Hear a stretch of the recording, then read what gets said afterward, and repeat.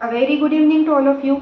जर तुमच्या घरामध्ये डायबेटिक रुग्ण असतील आणि त्यांना जर अचानक अंधारी येते आहे डोळ्यासमोर, घाबरल्यासारखं वाटतंय, अस्वस्थ होतात आहे, चक्कर आल्यासारखं वाटते आहे, तर अशा वेळेस काय केलं पाहिजे? त्यांना एका ठिकाणी स्वस्थ शांत बसवलं पाहिजे.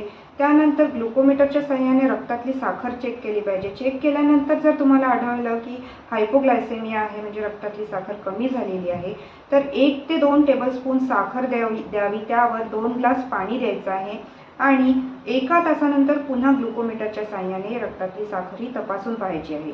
लगेच इमिजिएटली 15 ते 20 मिनिटानंतर ही साखर आपल्याला तपासायची नाही आहे. ह्यानी हायपोग्लायसेमिया करेक्ट होणार नाही.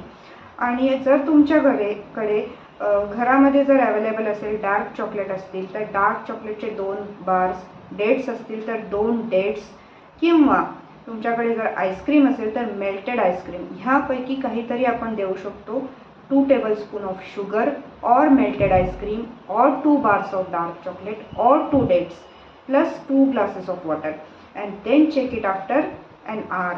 आणि असं केल्यानंतर तुमचं जे रीडिंग आहे ते बघायचं आहे. आणि जर वारंवार तुम्ही हायपोग्लायसेमियामध्ये जात असाल तर तज्ज्ञ डॉक्टरांना भेटून तुमच्या ज्या अँटी डायबेटिक टॅबलेट्स आहेत त्या पुन्हा रिवाइज करण्याची गरज आहे. If you want more information regarding this, you can visit doctor Veena's homeopathy and diet clinic, जळता, नागपूर. थँक्यू.